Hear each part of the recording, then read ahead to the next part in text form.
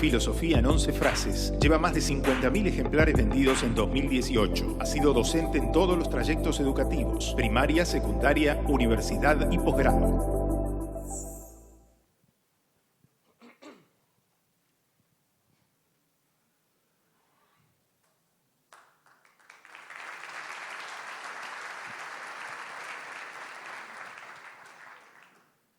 Bueno, buenos días.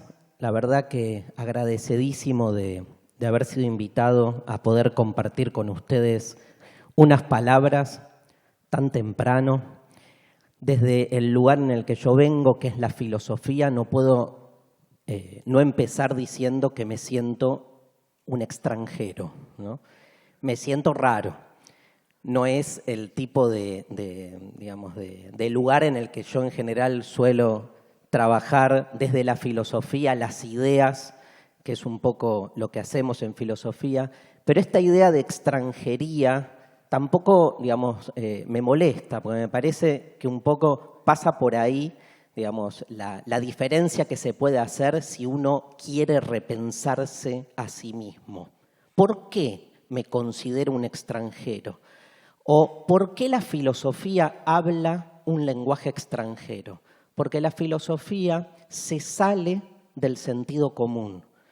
Se hace un tipo de preguntas que no son las preguntas que en general son las preguntas que circulan en nuestras actividades cotidianas. Rompe con nuestra cotidianeidad, con la forma en que en general pensamos nuestras prácticas o pensamos nuestros marcos. El tema es qué hago con esa extranjería. Cuando me convocó Rosario, la gente de IDEA, un poco lo que estaba ahí dando vuelta era hasta qué punto esta otredad, esta extrañeza del lenguaje filosófico puede o no puede ayudar a pensarnos mejor a nosotros mismos. Les dejo la pregunta, ¿qué hago con el extranjero? ¿Lo niego? ¿Lo extermino? ¿Me abro a él? ¿Lo soporto? Soportar es una palabra que en latín se dice tolerar. Y quiero que hablemos de tolerancia, porque parecería ser un valor positivo y sin embargo la tolerancia, que significa soportar al otro, supone colocarse en un lugar en principio de posicionamiento de poder. El que tolera ejerce un poder y no tiene la posibilidad de contactarse con el otro en su otredad, sino que está permanentemente dejando en claro que en la medida en que soporto, o sea, tolero al otro, soy yo el que impongo las reglas. La escuchaba a Rosario hablar de la necesidad de repensarnos en nuestro encuentro con el otro. ¿Tendremos que cambiar también los paradigmas acerca de cómo me relaciono con el diferente? ¿O sigo encerrado en lo que yo creo que es mi lugar natural, mi lugar común? ¿Por qué la filosofía habla un lenguaje otro, un lenguaje extranjero? Primero porque calculo que muchos habrán escuchado alguna que otra vez, más allá de los intereses personales, el lenguaje de la filosofía, que es un lenguaje de la pregunta. Y ahí radica su extranjería. Digo, para el mundo empresarial parecería que la filosofía va en un sentido contrario, porque la filosofía no se pregunta para encontrar respuestas, sino que se pregunta para que las respuestas instituidas se resquebrajen. La pregunta no tiene un propósito de resolutivo, sino que originamos preguntas donde se nos dice que no hace falta incluso hacer preguntas. Tiene un objetivo de subversión, subversivo. Subversión es una palabra que significa la versión oculta, la que queda soterrada, la que no cuaja en el sentido común. Por eso las preguntas de la filosofía parecen extrañas, raras, hasta ingenuas. Como que todo el tiempo te dicen, anda a lo concreto, vayamos a lo urgente, resolvamos las cosas. ¿Saben qué? La filosofía no resuelve problemas, los crea. Y los crea en aquellos lugares donde se nos dice que no hace falta problematizar la realidad. Es increíble que creamos que no hace falta problematizar la realidad siendo lo que somos, seres contingentes, provisorios, precarios, ¿no? Nos aferramos a certezas incólumes para tratar de soportar lo insoportable, que es este estado de precariedad existencial en el que estamos. Por eso la filosofía nos ayuda a eso, a problematizar la realidad y sobre todo cuestiona el sentido común, que es el modo en que se piensa, ¿no? Heidegger decía que hay que escaparle al impersonal sé, o sea, no pensar como se piensa, sentir lo que se siente, desear lo que se desea, hacer lo que se hace, porque uno no está teniendo entonces una existencia auténtica. Les pregunto, y lo dejo como pregunta abierta, ¿habla el empresariado el lenguaje del sentido común? ¿O el empresariado en realidad lo que está buscando permanentemente es salirse del sentido común y reinventarse permanentemente a sí mismo peleándose con lo que se espera que uno haga? ¿O no hay un empresariado tal vez? Y tal vez lo que llamamos mundo empresarial no sea más que esa tensión permanente que por ahí está acá, entre algunos que entienden el propósito empresarial en términos de sentido común y aquellos que lo entienden en términos de generar una diferencia. Ahora, generar una diferencia supone un acto de vanguardia, que es no cuajar con lo que se espera que uno haga. Arriesgado, perturbador, pero liberador, no me cabe duda. El extranjero es el otro. Es una gran metáfora del otro, ese otro con el que todos convivimos. En cada una de esas mesas donde ustedes están sentados, están conviviendo con otros. En el trabajo conviven con otros. En las negociaciones salariales convivimos con otros. En la política, en el amor. No hay mejor ejemplo de un vínculo con el otro que la pareja, o que ser madre, padre. Ahora, ¿quién es el otro? El otro siempre es el débil, pero es débil para mí porque yo lo nomino como otro. Si es otro para mí, yo ejerzo el poder de llamarlo un otro. Fíjense que hasta el término otro es un término que de algún modo lo que está manifestando es la imposibilidad de ser categorizado. O sea, si el otro recibe un nombre, ya no es un otro. Pasa a ser alguien. ¿Quién es el otro? El que no me cierra.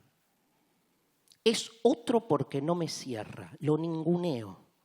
Lo dejo absolutamente afuera de toda posibilidad de derecho, de toda posibilidad de ejercer el poder de la palabra.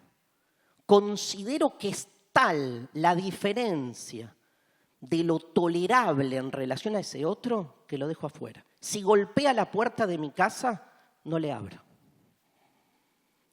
Ahora, me preocupa tanto esa actitud de no abrirle la puerta al otro, como la actitud de abrirle la puerta, pero obligarlo al otro a que acepte mis condiciones. Porque eso también es una forma de perderlo. Jacques Derrida, filósofo francés, dice que el encuentro con el otro siempre es imposible, siempre. Porque o directamente lo dejo afuera, o si le permito entrar, si dejo que el otro entre, lo estoy traduciendo siempre a mi idioma, a mi necesidad, a mi paradigma. Yo al otro siempre voy proyectando mi propio ser en lo que necesito que el otro sea. Y entonces también lo pierdo. O me pierdo la posibilidad de conectar con esa otredad radical que, no les quepa duda, me transforma. Pero si estoy siempre previamente imposibilitando su llegada, en esos dos niveles, o negándolo, o traduciéndolo, o sea, tolerándolo, adaptándolo a lo que yo necesito que el otro sea, también lo pierdo. Interesante metáfora de la democracia. La democracia supone la convivencia con el otro, pero con el otro que me moleste.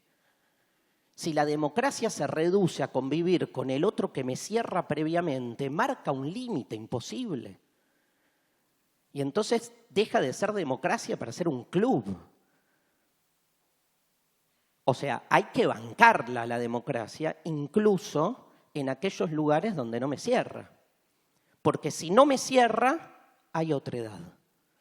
La otredad siempre molesta. Y no puedo estar permanentemente disolviendo la molestia, porque entonces, primero, destruyo al otro. Y segundo, no crezco. Nadie crece encerrado en sí mismo. Y el que me saca de mí mismo es el otro. Incluso me saca de mí mismo en su perturbación. Hay una frase de Nietzsche, del Zaratustra, que a mí siempre me impactó mucho. Nietzsche dice, mi mejor amigo es mi peor enemigo. Yo me acuerdo que cuando escuché eso dije, pero con mi peor enemigo no puedo ir a la cancha. No puedo ir a cenar. ¿De qué hablo con mi peor enemigo? Al revés, mi peor enemigo no está haciendo otra cosa que intentar destruirme. Ahora, en ese intento de destrucción, me habilitó mi peor enemigo formas de pensarme a mí mismo que los aduladores de mis amigos, pero no les quepa duda, no lo lograron. O sea, ¿quién me saca de mí mismo?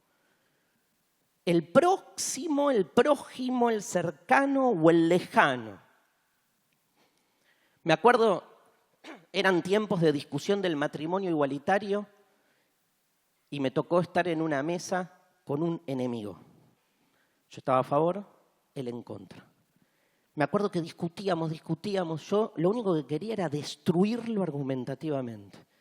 Y él a mí. Después hicimos el CIR con 2 o 3 mesas posteriores porque salió bien. Y entonces, en un momento, mi enemigo, que sigue siendo mi enemigo, me acuerdo que me dijo esto, vos, Darío, tenés la cabeza tan abierta que un día se te va a caer el cerebro. Yo me acuerdo que dije, tarado, o sea, lo quería... Pasaron 10 años, sigo con eso, y me cambió, Me cambió más esa frase de esa persona como para repensar. Me sigo considerando un tipo que milita la apertura, pero no ingenua, digamos, tratando de entender por dónde pasan esas limitaciones. Entonces digo, interesante esta metáfora de cómo abrirme al otro, pero entender esa diferencia. Por ejemplo, en el amor está claro. ¿Dónde está el otro en el amor? ¿Estoy realmente con mi pareja, cuando estoy con mi pareja, cuando conecto? Es como una mini democracia la pareja, ¿vieron? El amor es un proyecto político. Es una comunidad en la cual con el otro tengo que lidiar con las diferencias. Ojalá aprendiéramos en términos políticos de cómo muchas veces muy bien nos manejamos en la pareja. ¿Cuánto me banco? ¿Cuánto voy en contra de mí mismo? Hay una definición de amor que a mí me encanta, que es que el amor es aneconómico, porque en el amor no se gana, en el amor se pierde, porque el amor es entrega por el otro y es ir en contra de uno mismo. Imagínense si llevamos eso al plano de la política. Imposible, ¿no? Nadie piensa la política en términos de la otredad. Ahora, si la política no es para el otro, ¿para quién es? Si la política no está, ni se piensa, ni se practica en función del otro, sino en función de mí mismo, no es política, es negocio. Y está todo bien con el negocio, pero no es política. El tema es cuando se confunden los planos, los propósitos de cada uno de los aspectos. ¿Qué hago en el amor? ¿Estoy con el otro en su otredad o proyecto mi mismidad en el otro? O sea, pretendo que el otro se adapte, encaje, se adecue a lo que yo necesito que el otro sea. Eso será amor, pero no hay otredad. Hay destrucción del otro. Estoy conmigo mismo puesto en el otro.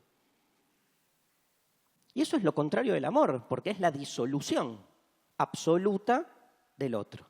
Piénsenlo, bueno, en la sociedad patriarcal, que hoy está cada vez más visibilizada, por suerte, la mujer históricamente siempre fue definida en términos no de su otredad radical, sino de lo que el varón necesita que la mujer sea.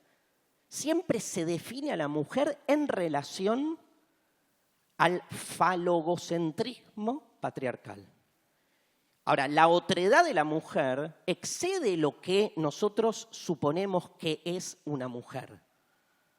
Por eso el feminismo pone el acento ahí en defender la singularidad y diferencia de la mujer. Otro ejemplo, me toca a mí, acá hay mucha gente que se dedica a la educación, ¿cómo pensamos al alumno, no? ¿Es el alumno? ¿Hay un encuentro con el otro en el aula? ¿O lo que hago es desotrarlo al alumno y convertirlo en una nota en un acta, en una nota de un examen? Yo he tenido alumnos, 20 años de práctica docente secundaria, alumnos expertos en dar exámenes. Nunca les pasó nada. Pero aprendieron la burocratización eximia del dar exámenes. Desotramiento absoluto del otro, porque lo que estoy en definitiva conectándome ahí es con lo que yo necesito que el alumno sea. O sea, rankings de calidad educativa, notas. Pierdo algo de su singularidad. Ni hablar, no hay lugar más simple de entender esto que en la relación salarial. ¿Qué estoy buscando de ese otro asalariado? ¿Con qué conecto con el asalariado? ¿Con su otredad o con su fuerza de trabajo? Si conecto con su fuerza de trabajo, hay un acuerdo, pero que de algún modo desotra la singularidad de esa persona que trabaja para mí. No es casual que en toda la revolución del management se trabaje justamente ese aspecto, reconciliarnos con la singularidad del trabajador y no dejarlo escindido entre lo que es su singularidad y su fuerza de trabajo, que es lo que a mí me importa. Por eso creo que hay que cambiar el paradigma. En vez de hablar de tolerancia, hablar de hospitalidad. La hospitalidad es un concepto que nos viene de la ética del desierto. Si la pregunta es, cuando me tocan la puerta de mi casa, ¿le abro o no le abro la puerta al extranjero? La ética de la hospitalidad dice, ni le abro ni no le abro, porque en el desierto no hay casas, hay tiendas. Y las tiendas no tienen puerta. El extranjero llega y entra. Entra y toma, porque es la figura de la precariedad. Cuando entra y toma, se provoca una diferencia. A mí me resignifica, a mí me transforma. Por eso me parece que la pregunta final, para terminar, tiene que ver con quiénes son nuestros extranjeros, ¿no? Estamos acostumbrados a pensar siempre al extranjero en términos del afuera. Los que están afuera, ¿quiénes? ¿Los brasileros? ¿Los chilenos? Nosotros tenemos himno, ellos tienen himno. Nosotros tenemos bandera, ellos tienen bandera. Nosotros tenemos a Messi, ellos a Neymar. El tango, el samba. Somos iguales. Eso no es un extranjero. Extranjero es el que no cuaja, el que queda realmente afuera. ¿Y quiénes son los que están afuera? ¿No los tendremos adentro? Repensemos qué significa quedar afuera, no cuajar con el sentido común. En la Argentina hay mucha gente que está afuera. De hecho, no llega directamente ni a identificarse en una entidad para que uno entienda quiénes son. Y hay una historia del afuera que está adentro. ¿No será que nuestros extranjeros están adentro? Los hijos de la mixtura, ¿no? De la hibridación, los que no tienen nombre, ni siquiera color. Por eso Increíblemente el sentido común de nuestra cultura los ha nombrado con el peor de los epítetos. No tienen color, son negros. La justicia, si la hay, es para ellos. Muchísimas gracias. Gracias, Darío.